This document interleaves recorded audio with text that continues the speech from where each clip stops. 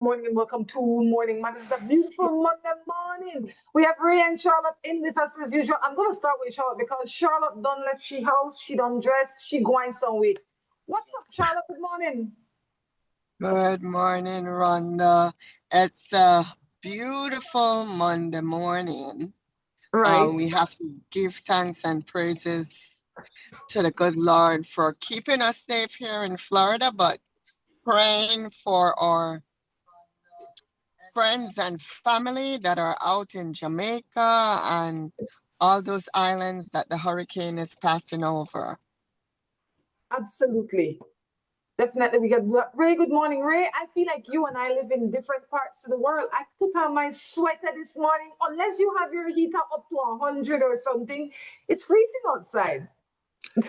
It is really chilly. It got the temperature change really dropped last night, but Right. winter is definitely knocking on the door. So what are you up to this morning, Ray? Um, Dustin had a very eventful weekend. Like I said, I went to a Pacers basketball game and I went to an IU football game, and that was a really good experience with a gentleman that I went to. Had a really good time. His grandson plays on the team, so we got to go over and meet some of the players, and it was just good hanging out and meet people. I enjoy meeting people. Well, good.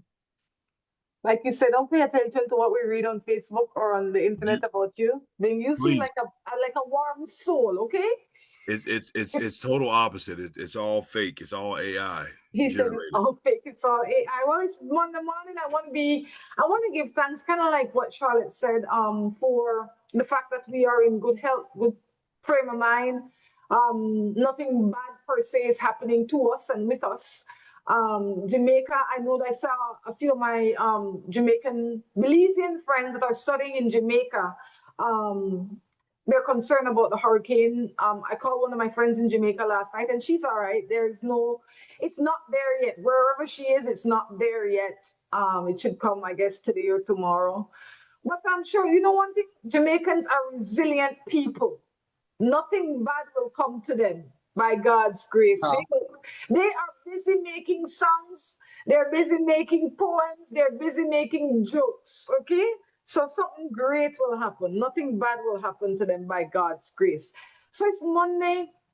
I wish I had a great story to tell like you, Ray, that I did something exceptional. Oh, I did though. I had a good time this weekend. I was going to say that I did something exceptional. I did something that might be a little ordinary to some, but it was really a peaceful time. I went away for a few days. It was good. It was quiet. It was in the bushes. That's how I like it. I want to say good morning to all the people in Belize and the rest of the Caribbean that's watching. Kindly share this, jump in the conversation. Feel free to share it. Gasper, good morning to you and all the other ones on Facebook. Share, tag as many of your friends, and let's see how we can come up with a solution for help all the way. So, a lot has been happening in Belize. I don't want to dwell on what's happening per se. I would want to know if we can find some level of solution because Ray, the things that are happening in Belize might seem so overwhelming because we're a small society, but that is not to say that they're not happening everywhere else. You understand? There are people that are suffering today, right here in the States, right here in Indiana, in Florida. But for us, with a small population, it's almost like we feel like we know everybody, or we feel that 6 degree of separation a little bit more intimate than the rest of the world because we will know somebody that knows that person that is suffering through that. And I think that affects us in a different way. So this morning I want to definitely start with gratitude, but I also want to see if we as a group, including the people that are going to be joining us, can come up with solutions to try and help our neighbors, if you will, because we don't know. It might sound like a rant, but this is the last thing I'm going to say before somebody else can talk. I was reading one of my I have a Facebook friend that's a teacher. Well, I have many Facebook friends that are teachers, but I have one specific one that's a teacher that was grading her papers last night, and this is her post. It says when students write about sexual abuse, it oftentimes is a cry for help. I swear. Then she talks about not being able to grade the paper, but I'm going to read what the student wrote. I am nothing but his slave, his therapist, his maid, his nurse, his virgin. His touch is so gentle yet so painful. I prefer to think of his punches and kicks as his love language. That is what a student was writing, I guess, whatever the assignment is. That makes you even more aware that it's not just adults that are feeling the pain or the pinch right now, that everybody's feeling the pain and the pinch. And we can talk about all the things that are happening, but how do we? I mean, I asked this the last time we sat here, and I'm here again with the hope that somebody else would be able to join this conversation and come up with something that can help, that we can do. I mean, maybe we can do it virtually. I don't know the answer. Sorry, I felt like you wanted So, to say something. Sorry. No, go ahead, Rhonda, Charlotte. Rhonda, this morning, last night, I thought about this heavily. Right. And again, when I really think heavily, I think caca start to fly down my throat. And I Translate have to that for me. be Translate that for me. Because we know what this is that means. this is the part that Charlotte becomes controversial. No, caca fly down my throat means like how you explain that, Rhonda? It's like, okay, I'm starting to get disturbed and angry. Get hot. Yes, because I'm going to tell you this. Right. And this is from my experience, and it's not, and I hear it. When people like us abroad, we see the situations and we want to help, and we have the resources to help. But when we go home and try to knock on door to give them the free resources, we get pushed back. And that's my frustration, in that there's many of us here in the diaspora that have the resources. I can take the time to go home and sit down with human development and help them set it up. I'm not saying that human development give me pushback. No, don't run with that. But I'm Right. saying that many times when we call on the diaspora and we said we need the diaspora to do this and we need the diaspora to act up, well, the diaspora comes knocking on your door and they close the doors on us, because first thing they say, oh, how much money you're going to give us? So situation like this, especially what we're seeing right now in our country with domestic violence, many of us have the resources to go in and start ad hoc groups so we can start addressing and seeing what's the next plan. In our country, in Belize, we need to open those doors to people who are professionals now. I'm not saying bring any Joe Blow off the street and they come and say, oh, I have this, and this, I want, pay me to come do it. No, I'm saying bring in the professionals, and when you bring in the professionals, research their background. Now we can move forward from my rat race piece and say, okay, let's come together as the diasporas over here and as the society in Belize to start seeing how we can address and fix the problem. Okay, Ray, you have the floor now.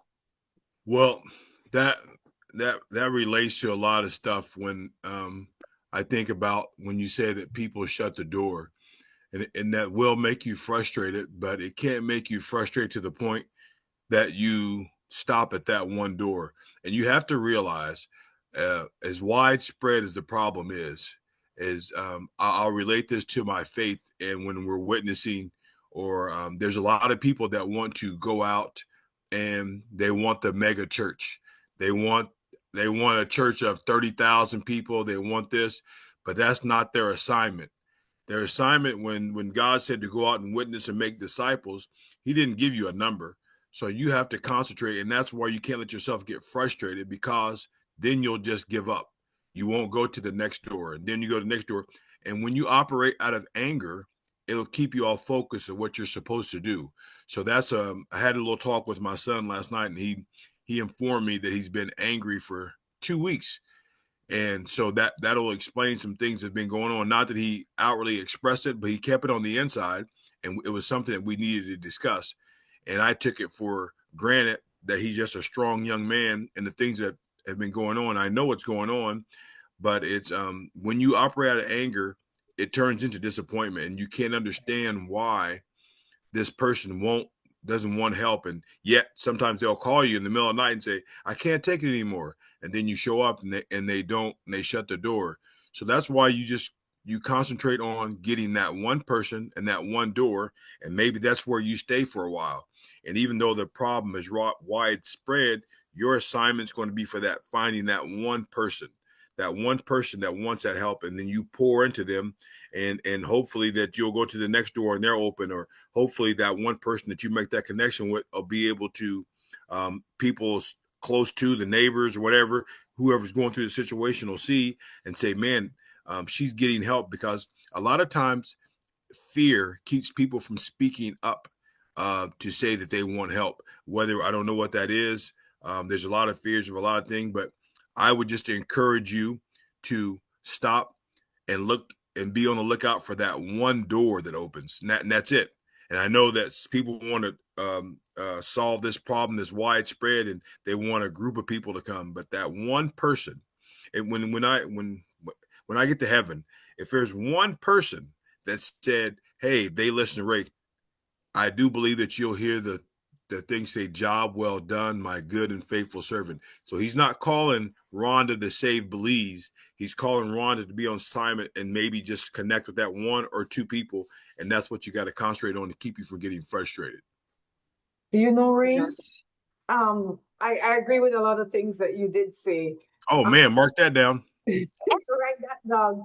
It's true though, because a lot of times we get that is how the enemy works, right? It tries to bring in things not only in this situation but in life to knock you off your axle. So you're trying to get somewhere and then something comes that wants to steal your attention or take you in a different direction.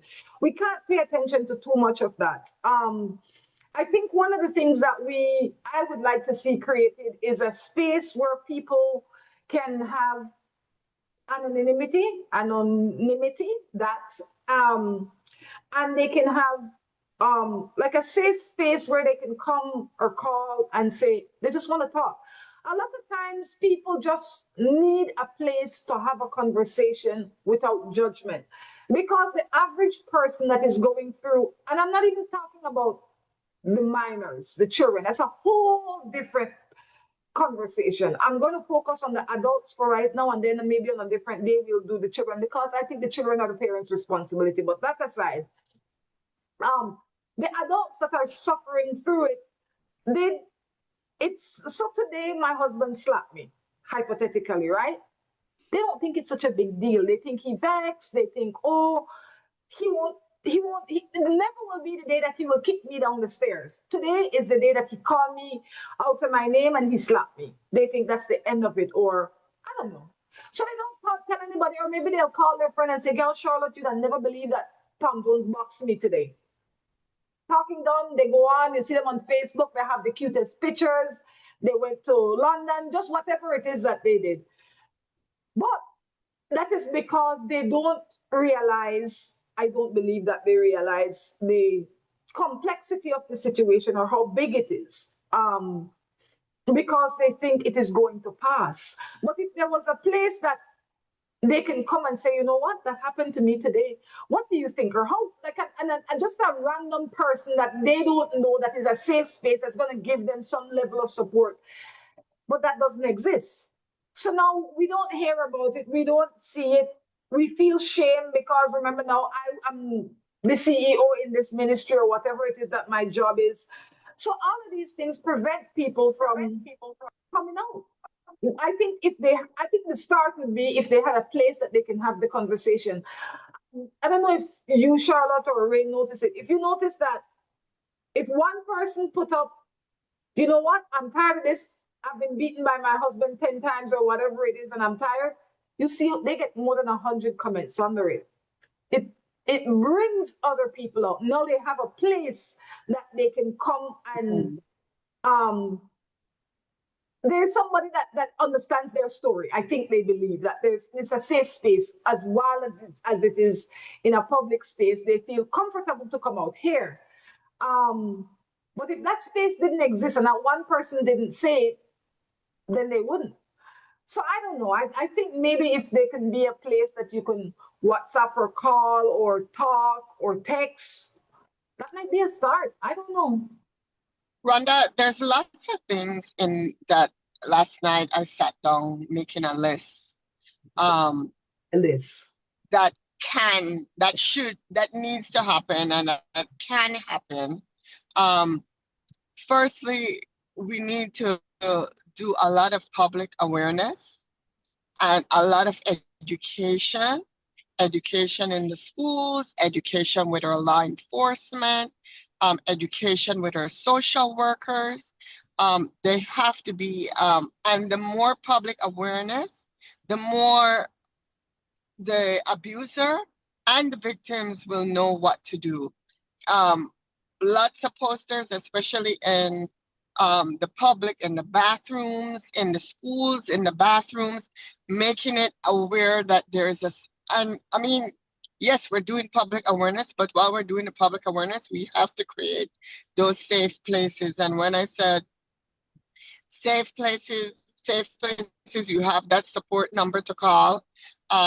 There's also, if something should be happening at that given moment, we have many Shell gas stations where you can have appointees assigned, that workers at those Shell gas stations educated that if in the event a woman or a man or a child should run in there and need help because they're being abused, that worker knows that they can, that assigned Shell gas station is a safe place and they can hold that person and call the authorities.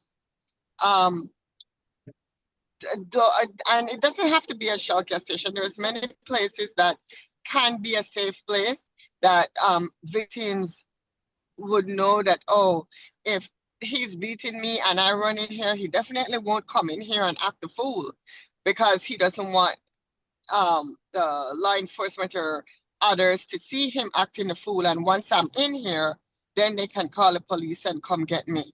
But like I said, that's just one thing. There's the first start we have to start is educating and training of law enforcement, or even our teachers, educating them, because abuse, they identify it with the children. The universities, the high schools, the junior college, all those places, we need to come together and start doing training. Even social workers, some of our social workers, as much as we're social workers, are not fully knowledgeable of how to treat those situations. So we need to be more aware and more trained of how to handle it and start having plans in place. We don't have plans in place when a victim has been abused, where they can run to. Um, so that in itself needs to be addressed. If we have a safe shelter for these women to come out of their home and keep them, those shelters have to be properly maintained. And when I say maintained, again, a lot of trainings as to who are running those shelters and to what goes in and what comes out. So there's a lot of pieces. It can be done. We just don't have the pieces in place. But it takes, like we say, it takes a village to raise a child. It takes a village for this to happen. And it can happen today. We can start today if we have the right people in place. One of the things, and maybe you or Ray can help me with this, I think even when we have those places, yes, hopefully we can get those places. But what do you think prevents people from wanting to report? Because I think that is one of the biggest things that we have as well, is that with what we have, because you can still call the police station, you can still drive up there, you can still tell your neighbor what you can work with what you have until you get something else. Let's say, right? So don't say not say you can't do anything because we don't have much, but leave it what we have. Why are people not using it? Why are people not calling out their wives or their husbands? Like, what do you think? I mean, I have my opinion on why I think they don't, but I'm gonna ask Ray, why do you think that somebody that is being abused refuse to make that call? Well, a lot of it is a misunderstanding of what love is. Right. It keeps them safe. So a lot of it's just fear of the unknown, that what will happen if I'm not here. And like I said, what will happen with the children? I want to stay here because they make excuses because I want to stay here for the children. I want to stay here for um, maybe some don't work. So they're financially secure to this person. There's a lot of different reasons, but basically it's just fear of the unknown. Of maybe having to get a job. Maybe they're comfortable not working, and they'll put up with that abuse because they do get some hours of relief when this individual's at work. So that they don't want that to change where they have to go. There's a fear of going out and dealing with people in society. I've worked with people that are not as outgoing as me, and it takes me a while to understand that people aren't Ray. People aren't don't like to go up and talk to strangers. People don't like to just to be walk into a room and how uncomfortable they are. And a lot of it's shame too. They're just ashamed that they've been in this relationship so long and that they've dealt with this abuse. They're ashamed to tell somebody that I've been getting abused for 10 or 15 years. And then because then people aren't welcoming to say, well, how did you put up with that? Then people become judgmental. And as far as resources are concerned, I don't know about in Belize, but here in the United States, there's a lot of blame that I put on people such as we have here in the United States. There's more than enough resources if somebody's willing to come forth and want help. And a lot of it I'm going to put on the body of Christ and churches. There's nowhere in the United States that you can't go to a city that you won't go to a church and turn a corner and there's another church, and you turn a corner and there's another church, and there's another church. So what it comes down to me in that aspect, that we live in a very selfish world where people only think about themselves. And they think if I go help this person, I can't help them. I give them all my resources, some of my resources. What am I going to do?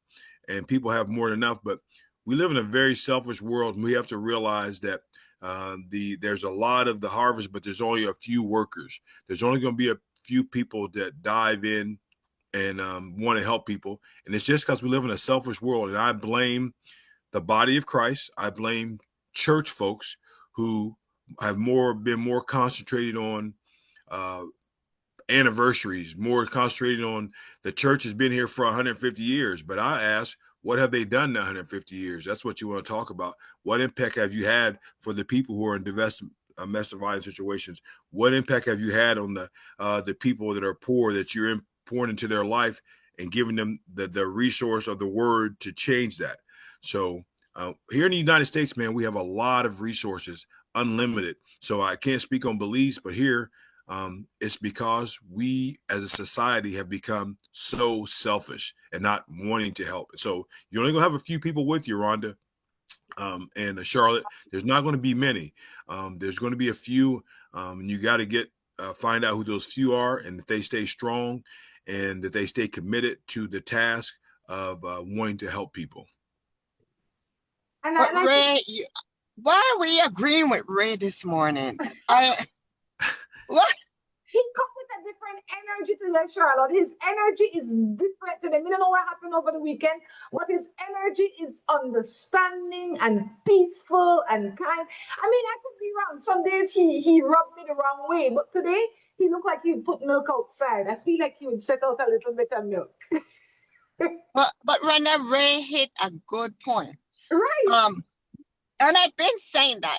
I mean, Ray, we might not have all the resources, which I think we can have the resources in Belize. But people have become selfish, you know. They say with COVID that has hit, people have lost their empathy. And people more and more have become selfish in their ways that, oh, it not bother me, it not affect me, it not affect my family, then I don't have no part of it. Well, and you technology, we can't believe how much that's changed the world, that it could have helped. But technology and COVID has changed to the way that people interact with each other. The way you can be at home, you used to have to leave. Excuse me. You used to have to leave to find out what was going on in the world. You had to go here. You used to have to leave to go get your pants and your shirts and your clothes.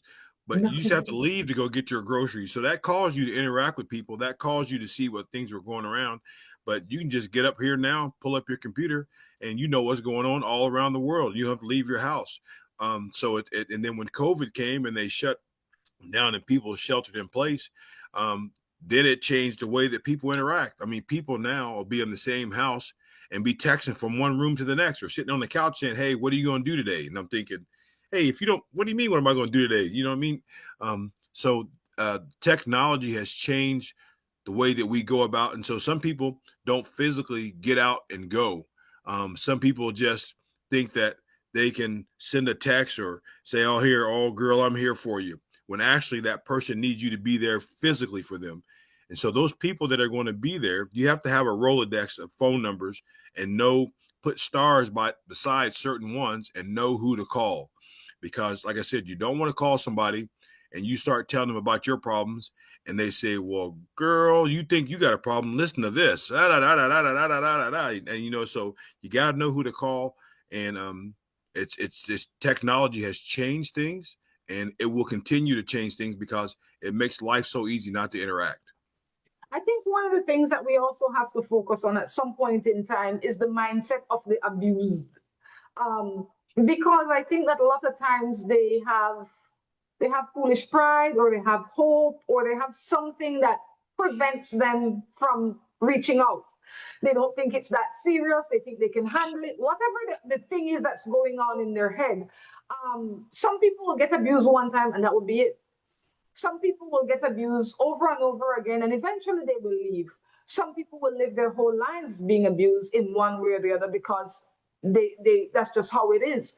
So I think the mindset of the person that's being abused is something that has to be worked on, however, because without the change in that, um, it don't matter if you build the best shelter, nobody will call to go. Nobody will make the effort to go because the mindset of the person that's going through it does not see the need to leave, like you'd say, the comfort. I don't, because it's not the safety.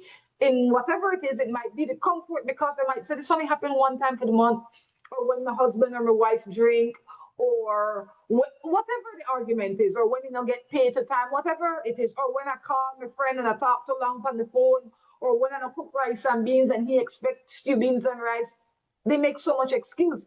How do we get to change the mindset of the person experiencing the abuse? Because abuse is not only for the uneducated and the unemployed. There are people out there that's well educated and have good positions and have incredible common sense, but they still stay. Like we said, there's a lot of underlying factors why someone stay.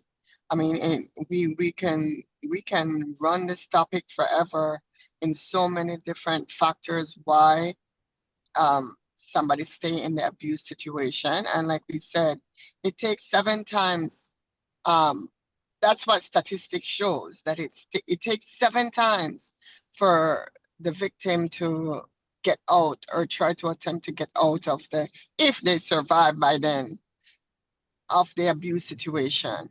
However, many times, like we've said, you could have that friend that you're telling them it's time to get out, and they're waiting. Okay, I'm just trying to save 100 more, because if I reach that $100 more, then me and the kids, they can, or but how am I going to go? This is my bread and butter. I have to stay. It's so much factors why um the victim stays, but it takes that support when you have a good.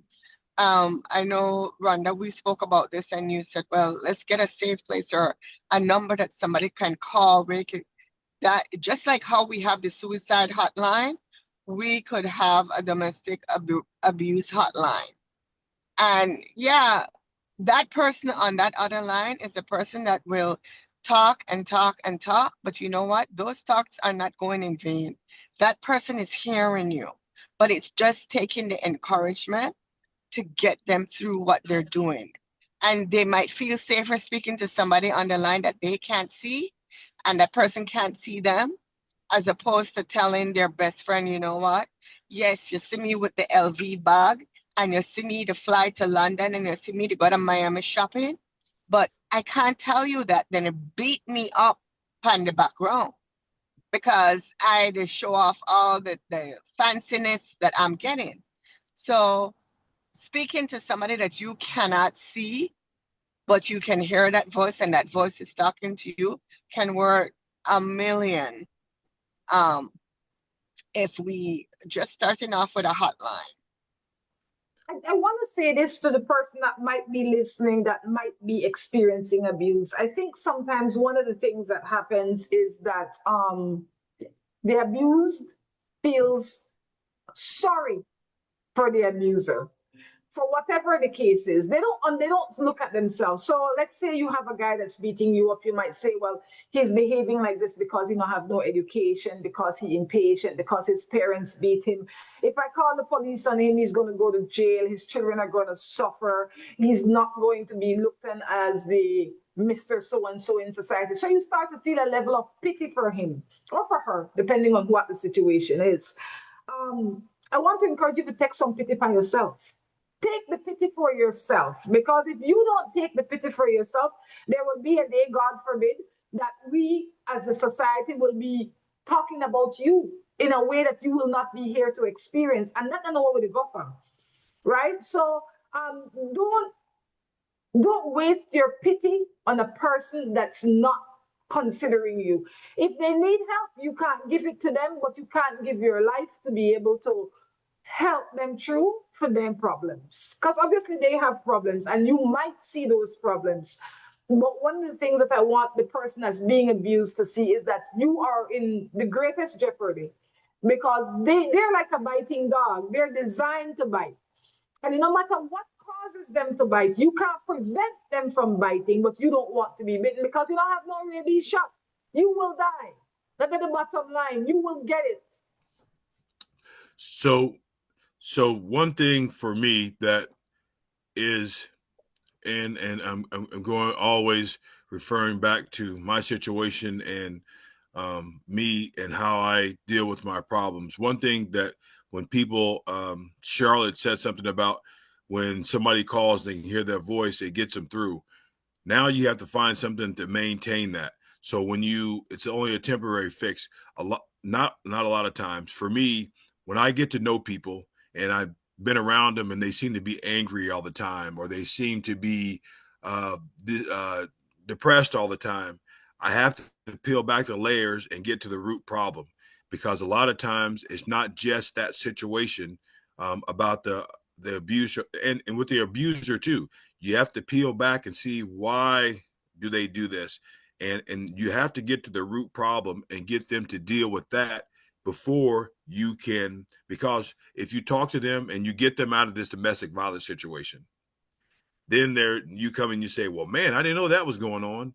And then you say, so you have to be willing to take the time to listen to somebody, and you have to have a keen sense of discernment to say, well, what did this problem lead to? What happened?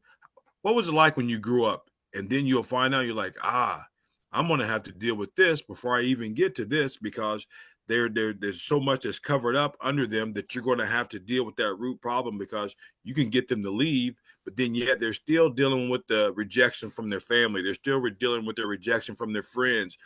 They're dealing with all this stuff. So I like to start when I'm witnessing people and I want to find out about, hey, where'd you grow? What was your mom and dad like? And then you're engaged in a conversation and they start talking, and before you know it and you're listening, you're like, oh man, not to yourself. You're saying that's not normal. And you see what the problem is that led to this. So then I'm more focused on trying to get them to work on themselves and to see what they can do to heal that problem that got them to this situation, or has them in this situation that's keeping them there.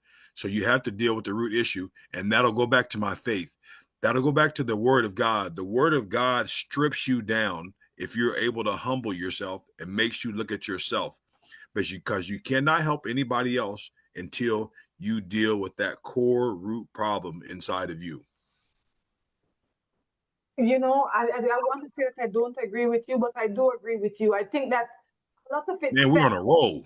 we're on a roll today, Ray. You're really on a roll today. This must be what you are here to talk about. I think a lot of it has to do with how somebody sees themselves, the abuser and the abused. And I don't think at some point in time or at some place in their life, neither of them feel enough, right? So that is what creates the problem. The abused feel ah, you know, maybe the part of me could take this. I could handle this. I deserve this. You don't deserve that. You don't deserve it. I want to say good morning to Barbara, to Sheldon, to all the people watching. Good morning to you, Miss Barbara. All right. So I do agree that people, if we move closer to Christ, we will move further away from the chaos. Um, but there has to be an organized way in which to attack it. You know, somebody like I can't stand this. If you're in a church group and you put your problem, you know what, and say, "Oh, we are pray for you." Not pray for me. I could pray for myself. I don't want none of them to pray for me. I wouldn't want to tell them that. If I put my issue in there, I want to come give me some physical help. I want to give me some physical advice. And they could pray for me, yes. But just sending one text where say, I want to pray for you, that's not enough. Not that God isn't enough, but that is not how it works alone. Faith without works is dead. You got to do some work. Well, and two, I mean, I know that we focus on the person that's being abused, and nobody wants to talk about the abuser and what they've been through and how they've been hurt. Right? That they're going to need some help too, because if not, then they just go on and continue in that cycle, and now you're dealing with the next relationship with the person's coming. So it has to be equally when you show concern and compassion and love. That's why I say you have to dig, you have to pull out the layers, you have to see why this person does this. If you want to try to end this or get a cap on this, which I don't think that this will always be, because we'll always have issues. We'll always have people that have grown up that you won't be able to reach, that are stuck in that vicious cycle of domestic violence, or stuck in that vicious cycle of drug abuse. And so that's the frustrating part, because as a helping person, as somebody who wants to help this person, that's where you'll get frustrated, because you just want to see people come out of that. You want to see people be free. And you know, I think about the great country the United States is and all the problems they say they have. But I think about what really makes me angry sometimes is some of the people that are here and have resources and have all the things, the education, and have all the resources to be able to walk around and do things. And they take that for granted for some people in other different countries that are suffering and going through stuff. And man, can you believe they raised my taxes and this and this? I won't be able to buy the air conditioning for my dog house for my dog. You know what I mean? Just silly things like that. And I'm thinking, do you even realize what you're saying? So we have become a very selfish society. And again, you have to pull back the layers and see what that root problem is. Good morning to you, Miss Dawson. She said some abuse is not visible. Let's do something when we see something, and that's true. I think that's what Charlotte has been saying for a while now. Let's jump in at people's business in the right kind of way. Let's notice things and say, "Hey, Charlotte, you all right? Girl, I notice so and so. You all right? Call your neighbor and say, girl, the nice over there, all right? Make them call you nosy, but at least they will know that you care." Good morning, Miss Ordonez. She says, good morning, watching from the capital city, Belmopan. The mindset and cycle of thinking of generation has to change. Some parents agree to abuse. I think that Miss Dawson, not exactly what I would have want to start from the next time we talk about this. I said, no, be Exactly. me. I Not talk crazy. I was, I was going to. Sorry? That was one thing, Rhonda. Remember when we spoke last week, we said some of the abuse you start with I spoke with a teacher who was saying, Charlotte, some of this abuse starts because I sat as a teacher when I taught that kid he was being abused at home, and then now he turns around and abuses his wife and his children. But you know, we will talk until we're blue, until the right things are set in place. But until the right things are set in place, we can only hope that victims out there are listening and listening to some of the stuff that we've spoken. And one of the things that I always tell my kids is that you have to have a lifeline, right? It's Right. just like you always set up an emergency plan. I have a lifeline where I know if it's something I need immediate action, and I call my extended family. Mary Poppins will grab her market bag and she will be on the next flight. So Right. I know in situations when if I don't want Mary Poppins to go to jail, I won't call her in those situations. But I have my lifeline where there will be that lifeline in Fort Lauderdale that I call her. She won't pick up the bat and everything else, and she will come with her army, full fledged, and she will be very straight up and blunt and say, "This is what it is, Charlotte, and this is reality." And then I have the lifeline in Indiana that she will say, "Okay, we will look at all the pieces and then address the situation." And then I have another lifeline in Canada that will say, "I am here for you. You need the money. I'm sending you the ticket. Here, use it when you need it." So, your lifelines, and your lifelines, when I say lifelines, could be your girlfriends, it could be a male friend, but you know them and use them in those places. And again, like I said, the extended family, if you have that, you just have to know what to tell them and when to tell them, because if it was my extended family calling and say, David just slapped me today. Oh gosh, David better be running because the crowd is coming down.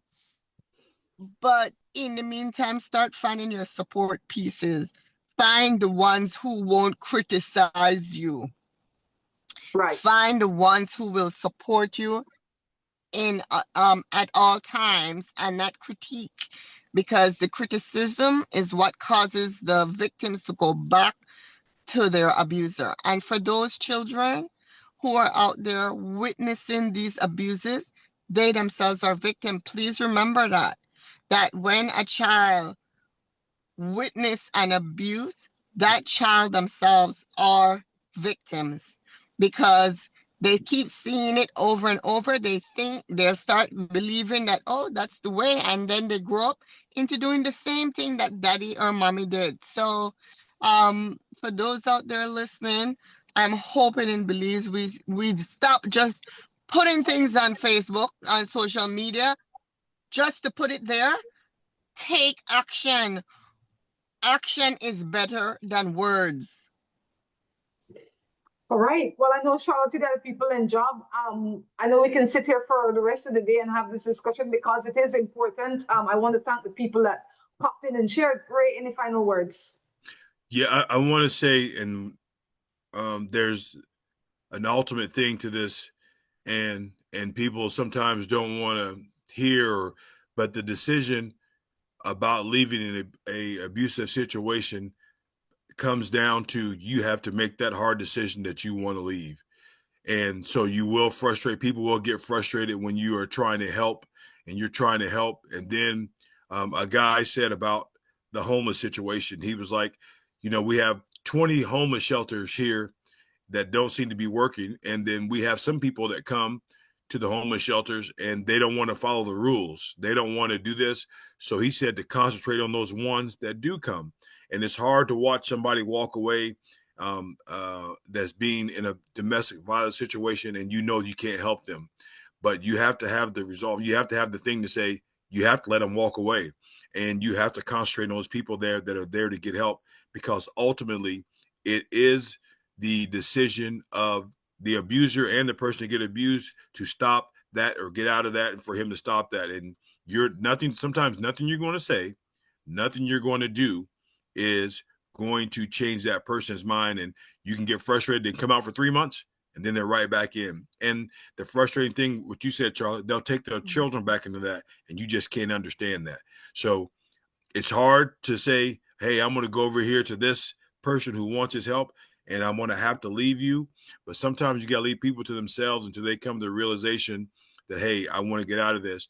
And their lifeline, calling the right people. My circle is small. My inner circle is small.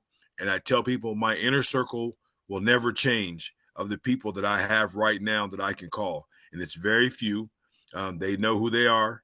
And I don't need too many fingers to do that when I'm going to make a life decision. And that won't change from the time whenever I take my last breath, because it takes too long to develop a relationship to where you trust somebody that you can call them and they're going to tell you the truth, and you know they're going to tell you the truth whether you'll hear it or not.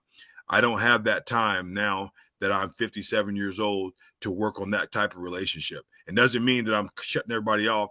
I'm just talking about when it comes to making those hard decisions to where you want to get advice about that people are going to tell you the truth, even when it's going to make you mad. So you're right, Charlotte. You have to have those people, and when you find that person, you work to build that relationship, to know that when you call that person, they're going to be like, well, girl, I got a hair appointment in the morning, so I got to get some rest.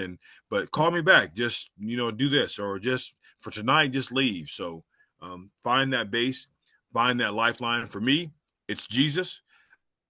When I can't talk to my wife, I go talk to him, and he tells me what I should say going forward. Talking to my wife, he makes me look at myself and say, Ray, that you're wrong, that you were this and that. So that's what I do beforehand. So I just encourage people to do what Charlotte said, find that lifeline, people to be able to talk to build you up, and pull back those layers when you're dealing with people. Don't go on the surface. Pull back those layers. Well, Charlotte and Ray, I want to say thank you for joining and making the conversation what it is today. For the ones that contributed, I thank you as well. Hopefully, we as a society can maybe say or do the right thing that is going to inspire somebody to make a change in their lives. Until we meet again, be kind to yourself, celebrate yourself, take care of yourself, and remember that you are the prize. Have a wonderful day. Bye bye. Have a good day, ladies. Bye bye.